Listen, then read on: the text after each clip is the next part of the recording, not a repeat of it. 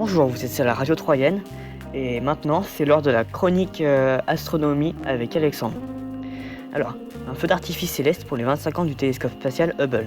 Pour commémorer les 25 ans du télescope spatial Hubble, les astronomes de la NASA et de l'ESA ont capturé une nouvelle image d'un impressionnant amas d'étoiles appelé Westerlund 2.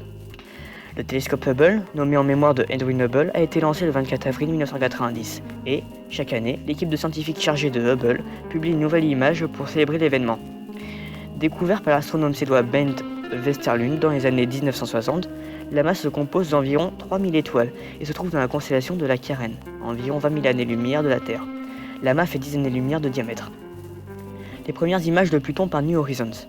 La sonde New Horizons, lancée en 2004, devrait croiser Pluton le 14 juillet 2015. La sonde, qui n'a pas la possibilité de ralentir, devra passer rapidement à 10 000 km de sa surface, avant de continuer sa route vers la ceinture de Kuiper. La sonde a envoyé une photographie de Pluton en couleur, mais elle est très floue. Sur la photo, il est possible de voir Pluton et Charon, son plus gros satellite, la plus lointaine exoplanète connue à ce jour. La NASA utilise le télescope spatial Spitzer pour découvrir des exoplanètes, mais jusqu'à maintenant, les exoplanètes étaient assez proches de la comparée à la Terre, à l'échelle cosmique. La dernière exoplanète découverte par le télescope Spitzer, baptisée d'un nom barbare, est très éloignée par rapport à la Terre. La planète se situe à 13 000 années-lumière de la planète bleue. La planète est une géante gazeuse, mais elle est aussi l'exoplanète la plus éloignée de nous à ce jour. La NASA voulant savoir si les exoplanètes sont les plus fréquentes dans le centre de la galaxie ou plus loin, dans le bras spiral de notre galaxie où se trouve notre minuscule système solaire.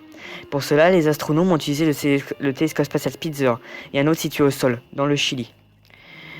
Pour y parvenir, des astronomes ont utilisé la technique de la micro-lentille. Les gros astres de notre galaxie tels que les étoiles déforment l'espace mais aussi la lumière, ce qui permet d'avoir un zoom naturel. Et c'est tout. Bonne écoute sur la radio troyenne.